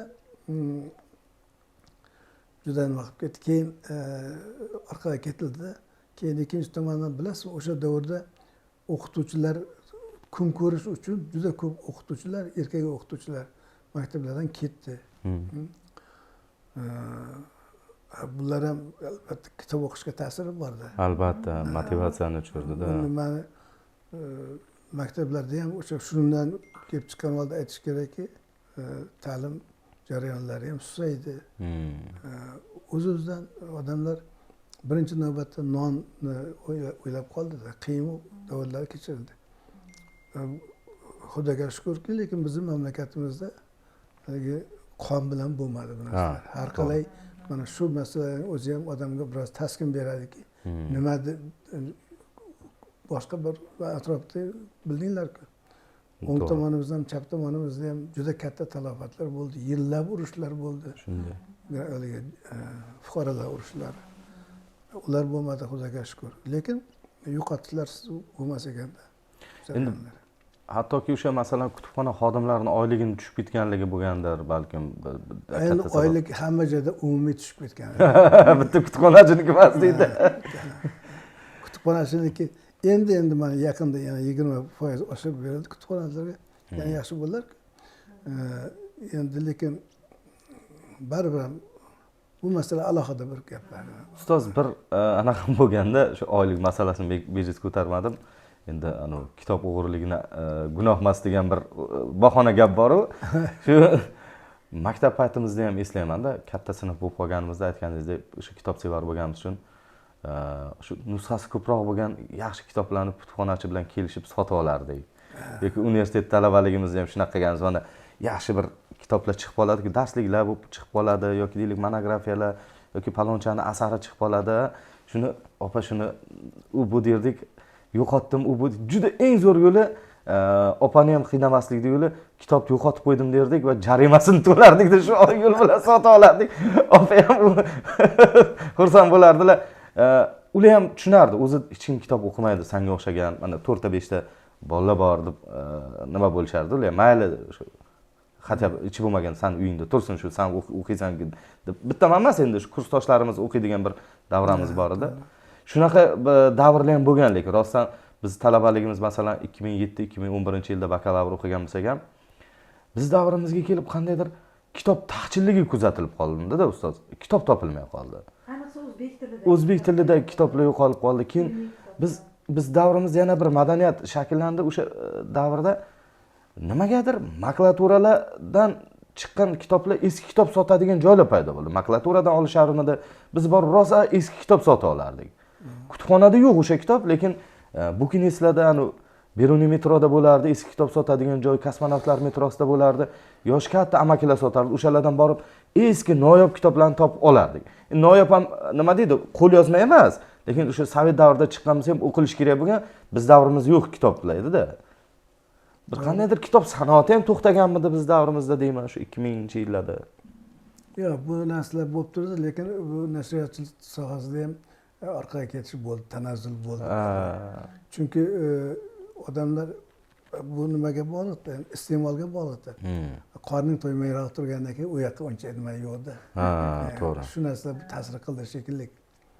Ta'sir qildi. Mana hozir menga nima qiladigan yangi narsalar paydo bo'lyapti. Mana haligi kitob sotadigan yangi nimalar nashr qiladigan haligilar ham, nashriyotlar ham juda bir bola bir buxorolik yigit Feruzalayevmi? Asaxiy.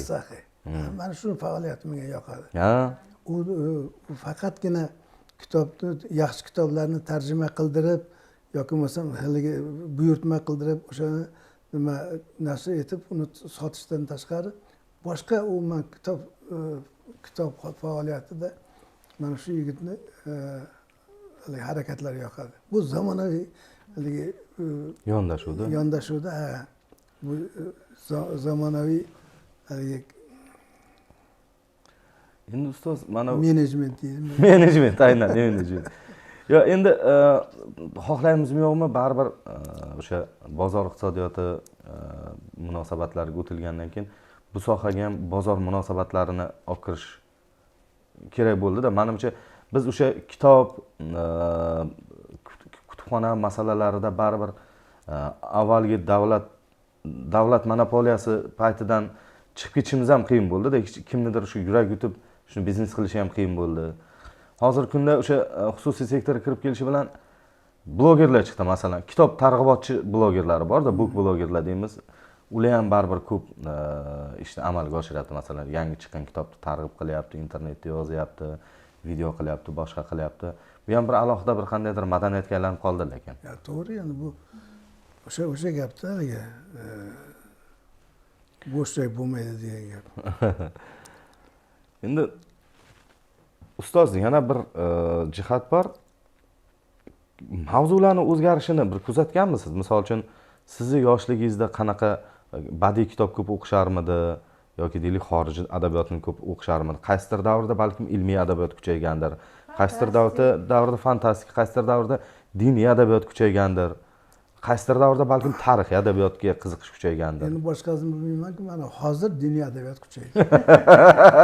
Lekin hozir kuchaydi rostdan. Juda kuchaydi. Chunki bir narsa borda, masalan, diniy adabiyotni birinchidan oxirigacha tushunib olish qiyin. Lekin o'qigan odam bir nima tushunaman deb o'qiyveradi. Nima uchun tushunib olish qiyin? Chunki buni endi buni nima qilmaydi, tushunib olish qiyin deb qo'ya qolaylik. Yo'q, endi baribir lekin yo'q, mana maxsus tayyorgarlik ham kerak-da u uchun. Yo'q, masalan, mana oddiy dehqonmi, oddiy masalan o'rta ma'lumoti bormi, o'rta ma'lumoti bo'lmagan nimalar ham bemalol o'qiyveradi-da.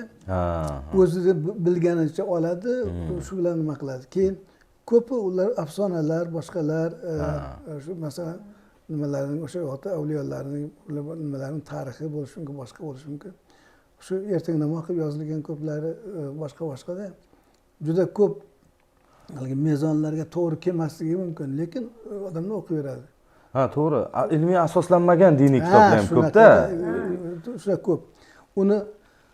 Uni birov masalan asoslab beram deymaydi-da, shu o'qisa bo'ldi.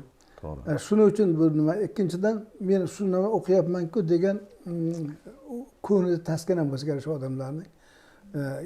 Keyin yana boshqa tomoni borki, bu soha bizda uzoq yillar mana shu esir bo'lgan, sovet qancha bo'lgan bo'lsa, xuddi shunday vaqtlarda yopiq bo'lgan-ku.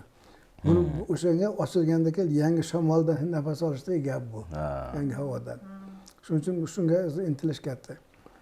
Ikkinchi tomoni boshqa holatlarda bu men o'ylaymanki, odamlarning yoshi bilan bog'liq bo'lgan narsalar. Yoshi va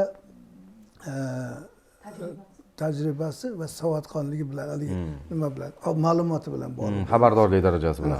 O'sha nimani, masalan, fantastik asarlarni ko'payish bo'lsa, nima qilish bo'lsa, o'sha bu davrda masalan yoshi katta odamlar ko'proq fantastik qiziqmaydi. Fantastikga odatda ma'lumlar yoshlar, o'smirlar, yoshlar shular qiziqadi.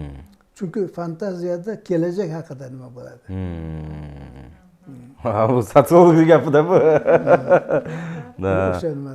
Shuning uchun o'shada bu masalani hamrohlarda ham shunday bo'lgan bo'lsa kerak. Masalan, men birinchi marta bizda maktabda rus tili o'qituvchisi bo'lmaganda, uzoq bir qishloqda, tog' qishlog'ida. Shuning uchun lekin ruschani o'qish kerak. Bu yerga kelgandan keyin universitetda o'qiyapmiz. Bo'lishdi. Lutchiy gruppa, xudchiy gruppa. Haligi nima bayon yozdirdi, izlojeniya yozdirdi, izlojeniya yozdirganda bir ikkita so'z bilibman, esda qolibdi. O'shani yozib qo'ydimda, biz rus tili o'tilmagan deb qo'ya qoldim. Keyin xullas nimada o'sha yomon gruppada o'qidim. Har qalay nima qildi, lekin kitobni, tilni o'rganish uchun badiiy kitob o'qish kerak. Men birinchi marta Jek Londonning Martin Eden romanini hali u vaqtlar Mirzakalom Ismoil tarjima qilmagan vaqt edi. 66-yilda. O'shani o'qidim. Rustam Abdurahmonov tahrir ostida chiqqan 50 ming so'zlik mana qop-qora lug'at bor edi. Ruscha, o'zbekcha lug'at. Shuni yordamida qishloqdan olib kelib o'qidim. Dastlabki yarim emas, 3dan 1larini bir 2 oylar o'qidim. Keyin bu yoq vaqt qisqarib ketdi. Hammasi bo'lib 4 oyda tugatdim mana shu kitobni. Lekin 4 oyda meni rus so'zlariga bo'lgan ilgim oldinga nisbatan 10 karra oshdi. Shu kitobda qancha so'z bo'lsa, shuning taxminan 70%ni o'sha o'zlashtirib oldim va shundan keyin grammatikasini o'qib tushunib ruschaga ancha checham bo'lib qoldim. Ustoz, endi agar charchamagan bo'lsangiz yana bir qiziq savol kelib qoldi, gap chiqaradi. Bizda nimagadir kitobxonlik, mutolaa desa ko'pincha badiiy kitob tushuniladi-da. Nari borsa diniy kitob tushuniladi-da. Masalan, deylik, ilmiy kitoblar yoki masalan hattoki ilmiy jurnal ham bu ilmiy maqola o'qish ham baribir. Albatta. Masalan, ommabop bo'lishi mumkin. ilmiy ommabop bo'lishi ham mumkin, hattoki masalan bir xil odam bo'lishi mumkin. Mana texnika sohasida ishlaydigan, tadqiqotni olib boradigan odam, shu odam faqat shu texnikaga oid, tabiiy fanga oid masalani o'qishi ham mumkin-da. Qandaydir bizda ilmiy kitoblarga bo'lgan qiziqish pastroqmi? Shu sovet davrida qanday bo'lgan, masalan, ilmiy ommabop kitoblarga, masalan, badiiy bo'lmagan kitoblarga? Sovet vaqtida ilmiy ommabop kitoblar ko'p bo'lar edi. Fan haqida suhbatlar degan seriyalar bo'lar edi. Kitob kichkina broshuralar chiqadi, fan haqida suhbatlar. O'zbek tilida biz o'qirdik shularni. Ko'p bo'lardi. Umuman endi gapni ochig'i hadeb nima qilaveramiz, yanaveramiz, unday edi, bunday edi deb, lekin u davrda ham o'ziga yarasha mana shu ma'rif sohasida anchagina nimalar bor, tajribalar bor edi. Jumladan men xuddi shunday odamlarni, demak, yoshiga qarab qilish, ilmiy ommabop narsalar o'rgatish, shuni targ'ib qilish, seriyalar chiqarish narsalar bor edi. Hozir ilmiy ommabop seriya chiqayotganini bilmayman masalan. Chunki hozir bu soha biznesmenlar qo'liga o'tib ketdi. Endi bu yerda odamlar tarbiya qilish haqida o'ylamayapti. U asosiy fikr u emas. Qaysi guruhga qanaqa kitob sotsam bo'ladi. Bu yerda boshqacha maqsad. U oldingi vaqtlarda o'zining grajdanlarini, o'zining fuqarolarini tarbiyalash muhim bo'lgan. Ertaga meni masalan bir nima bo'ladigan bo'lsa, meni himoya qilib qo'liga qurol olib chiqsin degan. Shunga o'sha fuqarolarni tarbiyalash muhim bo'lgan. U haligi nima harbiy tarbiya bo'lsa ham, ma'naviy tarbiya bo'lsa ham, boshqa tarbiya bo'lsa ham, hammasi asosiy muddao o'zining shu grajdanlarini tarbiyalash bo'lgan. Shu muhim bo'lgan. O'zining, demak, kommunistik partiya o'zining safdoshlarini kengaytirish, tayyorlash bo'lgan asosiy bo'lgan. Bu endi sof bir ideologik, sof mafkuraviy mamlakat bo'lganda. Tuzumni o'zi shunaqa bo'lgan. Ana mafkura atrofida mobilizatsiya kuchli bo'lganda, shu aynan mutolaa orqali hamda. Yo'q, mutolaa xuddi bitta shu vositasi bo'lgan. Mana misol uchun o'sha Fan va turmush jurnalini ko'pchilik katta avlod juda sog'inch bilan eslaydi-da, ustoz. Mana o'zimiz ham xuddi shunaqa. Fan va turmush eng bo'lmasam katta nima, juda katta tirajda chiqardi menimcha. Maktablarda obuna bo'lardik shunga, fan va turmushga. Gulxanga obuna bo'lardik, fan va turmushga obuna bo'lardik. Bu juda qiziq nimalar. O'sha ilmiy, demak, ilmiy mutolaa qilish o'sha paytda bo'lgan, lekin hozirgi kunda ilmiy kontent ham kam ko'riladi. Ilmiy ommabop kitoblar deyarli siz aytayotgan as-sahiy yozroq chiqaryapti. Birmuncha kamda baribir, birmuncha kam. Keyin shu darajada bo'lib ketdiki, men o'ylayman, mana tarjima masalasida ham boyagi biznes munosabatlari bo'lib ketgandan keyin siz aytganingizdek, eng ko'p aholining qismi shu asoslanmagan diniy kitob, chala yarim tarixiy, diniy, mifologik kitoblarni o'qiyapti-ku hozir baribir-da. O'qiyapti. Shu bo'lgani uchun ham usta tarjimonlar ham ilmiydan ko'ra mana shunaqa narsalarni tarjima qilyapti. Men o'zim taniydigan masalan yosh yaxshi yigitlar bor. Aytaman-da, men bu kitoblarni tarjima qilsam bo'lmaydimi desam, ukalar aytadi, aka deydi, uni olmayapti-da deydi. Menga pul bermaydi uni qilsam deyapti-da. Shu nuqtai nazardan tarjimonlarni ham defitsiti kuzatilyapti-da, ilmiy ommabop kitoblarni tarjima qilishda. Xoh gumanitarda bo'lsin, xoh tabiiy fandagi ilmiy kitoblar bo'lsin, bozor qabul qilmagandan keyin qanaqadir endi ikkovlaringiz ham ilm odamisizlar. Tushunasizlar-ku. Buni bu oldin ham shunaqa bo'lgan, xos kishilarga xos bo'lgan. Hamma ham ilmiy asarlarni olib o'qib, ilm nimasi nima qilib shug'ullanavergan. O'sha doim ham mutolaa masalasida ham ko'ngil ocharlik masalasi muhim bo'lgan. Yengil-yelpigina vaqt o'tkazadigan narsalar, bu narsalar bo'lgan. Lekin ochig'i bu endi kitobxonning o'zini, shu mutolaa qiluvchining o'zini turli xil kategoriyalari bor-da. Bu usiz mumkin emas. Bu mana masalan kitob nimalar bor? O'qiydi, shunday kitobxonlar bor, o'qiydi, o'sha narsani tushunadi yoki chalroq tushunadi. Ikkinchi darajasi. Yana bu kitobxon bor, o'qiydi, o'qigan narsalarni tushunadi, o'ziga hazm qiladi. Yana kitobxon bor, o'qiydi, o'qigan narsani tushunadi va tushungan narsasi haqida u bu narsa yoza oladi. Yana kitobxon bor, o'qiydi, o'qigan narsani tushunadi, tushungan haqida bu narsalar yozadi. Hattoki yozuvchi yozaman degan, lekin ishoralar berib ketgan narsalarni ham u keyin o'zi nima qila boshlaydi. O'zi haligi o'zi ichidan to'ldiradi. Ana bu yetuk kitobxon. Mana shu o'tgan safar uchrashganimizda aytdim-ku, haligi nimaning yozuvchi ijodi bor, kitobxon ijodi bor. Har bir kitob shu kitob mana yozilmasdan oldin jonli voqealarni, hayotning o'zini, jonli voqealarni jam qilib, uni turli shu badiiyot liglariga, qoidalariga solib, uni o'zlashtirib, yozuvchi uni kitob qilib chiqaradi. Bu endi alohida bo'ldi. Yozuvchi uni tug'ib bo'ldi. Qo'pol aytganda. Endi bu yoqqa boshqa jarayon ketadi. Qachonki boshqa bir subyekt shunga murojaat qilmasa kitobga, u kitob hech narsa emas, yotibdi pulkada. Qachonki boshqa bir subyekt, boshqa bir inson shuni ochib o'qiy boshlasa, o'sha kitob bilan keyin shu subyektning, shu inson o'rtasidagi muloqot boshlansa, o'shandan keyin u jonlanadi. U bu yoqqa o'tadi. Bu yoqqa o'tib, uning ongida va yuragida nimalardir hosil qiladi. Endi bu o'z navbatida xuddi shu narsa u hosil qilgan narsalar buning o'zining bolalariga, atrofdagilarga, o'quvchilariga, boshqalarga o'tadi. Bu shunaqa jarayon, kitobxonlik jarayoni. Воспроизведение deymizku. Воспроизведение. Shunaqa jarayon bu. Mana xuddi shu jarayon nima qilmas kerak. Mana bu yerda demak kimning qaysi rol o'ynashi juda muhim hisoblanadi. Muallif, matan, kitobxon, uchlikdagi. Uchlik masalan.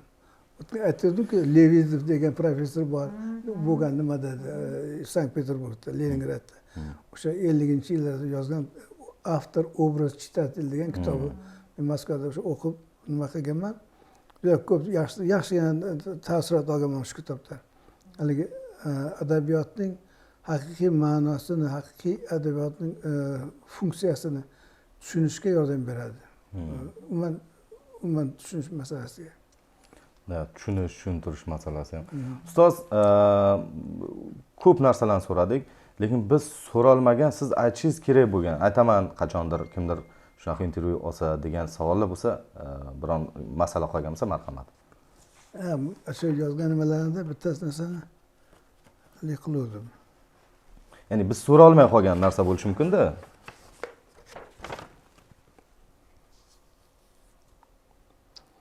Sun'iy intellekt rivojlanib borayotgan, elektron bazalar shakllanib borayotgan davrda ma'lumotlarni kitob shaklida berishga ehtiyojlar bormi, qoladimi degan.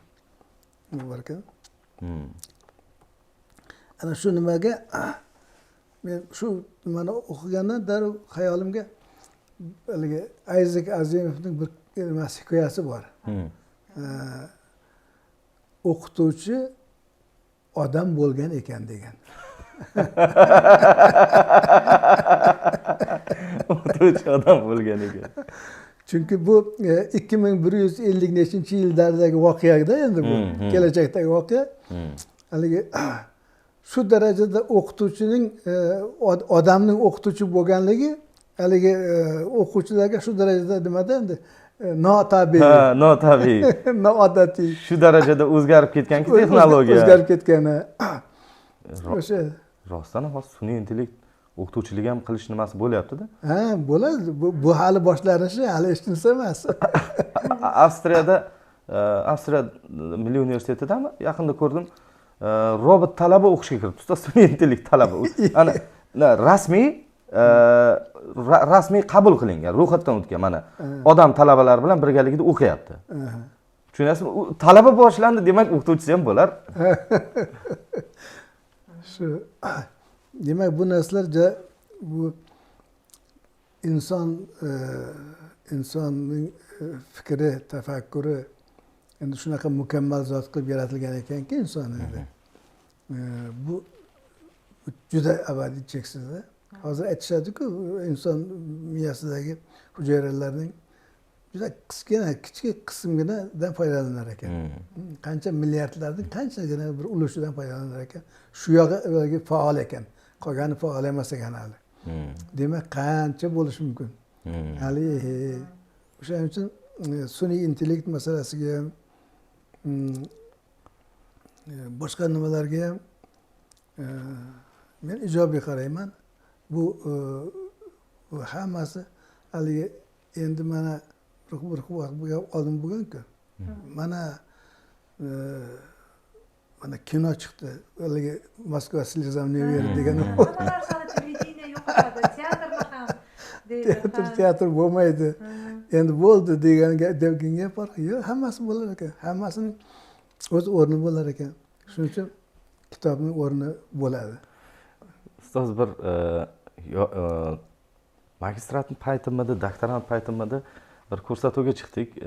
Ikkita avlod nima qilingan, chaqirilganda, yoshi katta avlod noshirlar kelgan. Endi biz shu talaba, doktorant bolalar ham bormiz. Shu savol qo'yilgan edi, elektron kitob yaxshimi, qog'oz kitob yaxshimi deb. Ular endi aytayapti-da, qo'ling tegib o'qisa, boshqa qilsa, men o'shanda qizishib aytgan, men qo'lim tegish shart emas. Elektronda telefonimda 1000 ta kitob bor deganman-da. Ya'ni bunday o'ylab qarasangiz, dastlab nima deydi? Xattotlar bosma kitobni yomon ko'rganda baribir. To'g'rimi? Albatta. Hozir bosma kitobchilar elektronni yomon ko'ryapti. Endi borib o'sha elektron kitobni o'zi ham pulli bo'ladi-da. Uni ham tijorat yuzaga keladi. To'g'ri. Keyin yana bitta narsa bor, ustoz juda to'g'ri aytayapsiz. Har bitta didga mos bozorini har bitta didga mos bo'lish kerak. Masalan, qog'oz kitob o'qiydiganga qog'oz, elektron o'qiydiganga elektron. Hammaga qaysi qulaydi? Muhim o'qisa bo'ldi, to'g'rimi? To'g'ri. Men o'sha tarafdaman-da. Endi ustoz nima masala bor edi? Savollarimizdan bittasi mutolaani tadqiq etish masalasida, tadqiqotchilik masalasi. Bevosita siz masalan shu sohada tadqiqot olib borgansiz. Doktorlik dissertatsiyangiz ham shunga bag'ishlangan. Mutolaani tadqiq etishda hozirgi yosh tadqiqotchilarga qanaqa bir metodologik tavsiyalar berasiz? Ayniqsa sotsiolog sifatida bu mutolaa sotsiologiyasi mumkin emas endi mutolaani tadqiq etish. Qaysi jihatlarga e'tibor berilishi kerak mutolaa sotsiologiyasi o'rganilayotganda? Pedagogikada bo'lsin, xoh sotsiologiya, umuman mutolaa mutolaa tadqiqotlarida. Yo'q, mutolaani o'rganish masalasida. Mutolaa nima yoki boshqa. Menimcha endi hozirgi vaqtda agar bu idrok bilan bog'liq narsada. Shuning uchun psixologik tomonlarni o'rganish kerak. Bu mexanizmlarni qanday qilib odam masalan shu o'zlashtiradi, shu tekstni boshqani qanday qilib va hokazo shunga o'xshagan tomonlari ham bor. Keyin bu nimani mutolaadan oladigan natijangiz uning keyin hayotga joriy qilinishi bu sotsiologiya. Hayotni o'zgartirishga xizmat qiladi, insonni o'zgartiradi va hayotni o'zgartirishga xizmat qiladi. Shu nimalar. Endi mening nimam xuddi shunaqa, masalan, haligi doktorlik dissertatsiyam, ham xuddi shunaqa. Ijtimoiy madaniy taraqqiyotni ta'minlash va komil inson shaxsini shakllantirishda mutolaaning roli deb yozgan. Aynan mana shu nima qanday qilib kitob orqali demak jamiyatda taraqqiyotni rivojlantirish mumkin, taraqqiyotga erishish mumkin deb. Ular hammasi inson va insonning keyin yaratuvchiligi bilan bog'liq narsalarda. Endi shu men o'ylaymanki nimani qani endi mutaxassislar bo'lsa shu mutolaa psixologiyasini yaxshi o'rganish kerak deb o'ylayman. Juda muhim narsalar. Keyin nimani endi haddan tashqari keyinda sof filologik tadqiqotlar qilish mumkin. Masalan, mana shu mutolaani so'zdan foydalanish masalasi. O'sha so'zning umuman shu so'zning odamga, o'quvchiga, kitobxonga ta'siri masalasi. Lingvistika emas. Lingvopsixologik tahlil. Lingvistikaning o'zi juda kam nima qiladi. Shu qachonki lingvopsixologik tahlil bo'lsa, o'shanda nima qiladi.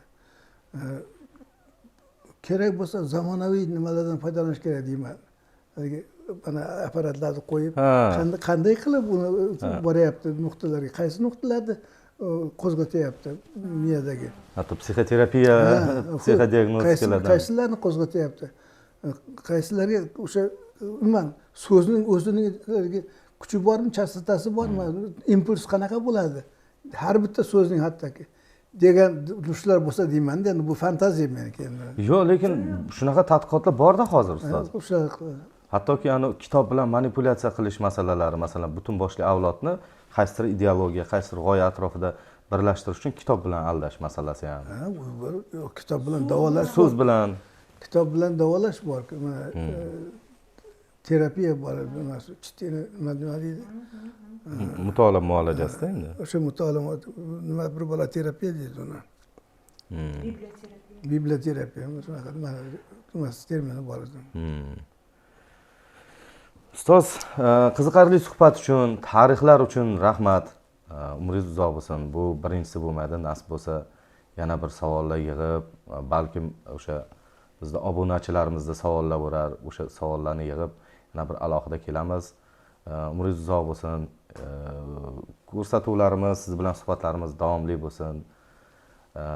Maroqli suhbat uchun, tarix qoldirganingiz uchun sizga nafaqat o'zimiz nomimizdan, yoshlar nomidan, kuzatuvchilarimiz nomidan ham minnatdorchilik bildiramiz. Meni yo'qlab kelganlaringiz uchun, suhbat uyushtirganlaringiz uchun katta rahmat aytaman. Sizni mana muxlislaringizga ham, obunachilaringizga ham rahmat aytaman. Doim kitob bilan bo'linglar. Kitob o'zi nomi bilan kitobda. Bu haqiqatan ham odamni kelajakka undaydigan, kelajagini ta'minlaydigan shunday bir noyob hodisaki, u kitobga tayangan holda hamma narsaga erishsa bo'ladi. Umum bo'linglar. Rahmat, sog' bo'lamiz. Hurmatli Sharq sayyori kanalini qadrli obunachilari, kuzatuvchilari, bizni kuzatishda davom eting. Biz sizning e'tiboringizga mana shunday dolzarb temalarni, dolzarb mavzularni o'zini egasi, mutaxassislari bilan birgalikda ochib berishga harakat qilamiz. Yoqsa like, yoqmasa dislike. Sog' bo'linglar, salomat bo'linglar. Rahmat.